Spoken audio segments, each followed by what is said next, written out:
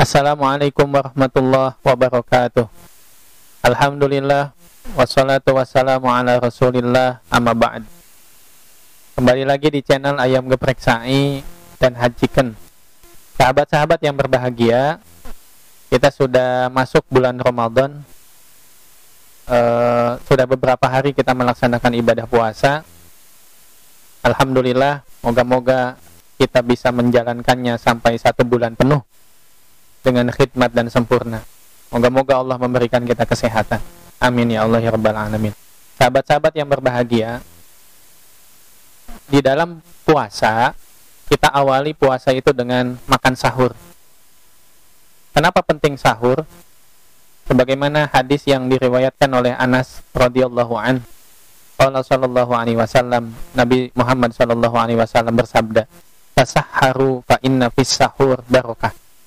Bersahurlah kalian, makan sahurlah kalian, karena sesungguhnya di dalam makan sahur itu ada keberkahan. Di dalam hadis yang lain, ada keutamaan makan sahur itu diakhirkan atau menjelang sholat subuh.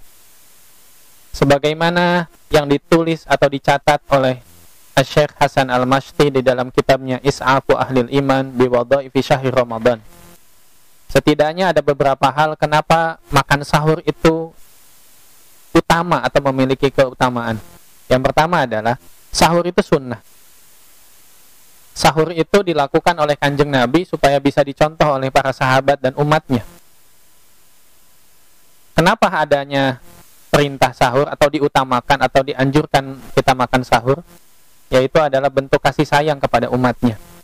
Sebenarnya kalau mau dihitung-hitung, harusnya yang lebih hebat adalah mereka yang berpuasa di siang hari bulan Ramadan tanpa bekal makan sahur, makan ataupun minum. Sebenarnya mereka yang harusnya diapresiasi paling tinggi. Ternyata tidak.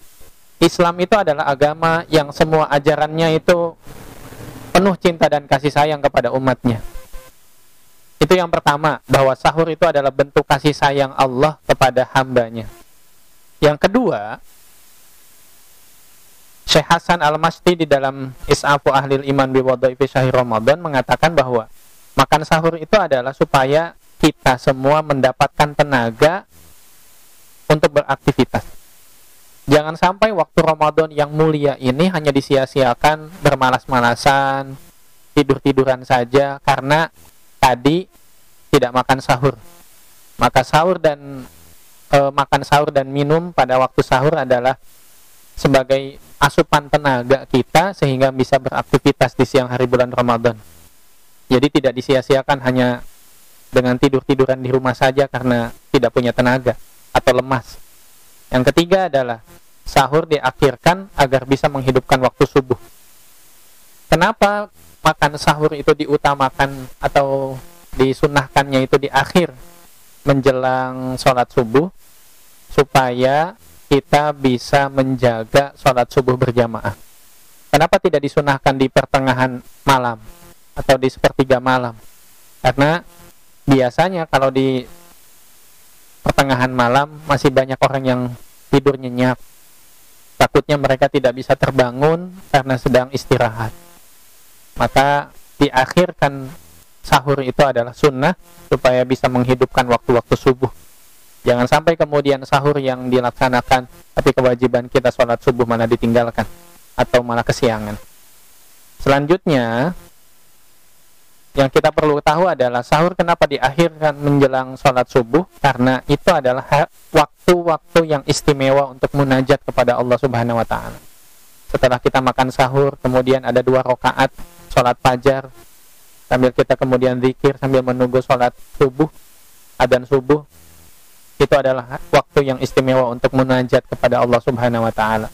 Yang keempat, ternyata makanan yang dimakan ketika sahur itu tidak akan dihisab oleh Allah.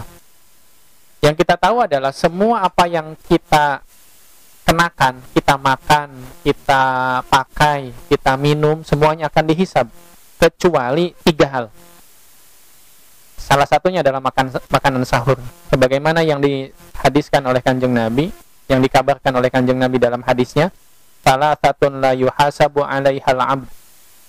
ada 3 makanan yang tidak akan dihisab oleh Allah Subhanahu wa taala. Yang pertama adalah aklatus sahar, makanan ketika sahur. Yang kedua adalah wa ma aftara alaihi, adalah makanan yang dimakan oleh seorang muslim ketika dia berbuka puasa. Yang ketiga adalah wal aklu ma'al ikhwan. Yang ketiga adalah makanan yang dimakan bersama saudara-saudara atau makan bersama. 3 makanan itu tidak akan dihisab oleh Allah Subhanahu wa taala. Kemudian Syekh Hasan Al-Masri meneruskan bahwa sahur itu yang kelima, keutamaan yang kelima adalah sebagai pembeda dengan puasanya orang Yahudi dan Nasrani. Pembeda puasanya umat Islam dengan umat-umat yang lain itu adalah di sahurnya. Sebagaimana yang dihadiskan di dalam hadis Kanjeng Nabi Muhammad SAW yang berbunyi faslun ma baina siyamina wa siyami ahlul kitab aklatus sahar. Pembeda antara puasa kita dengan puasanya ahlul kitab, yang dimaksud adalah Yahudi dan Nasrani, adalah makanan sahur.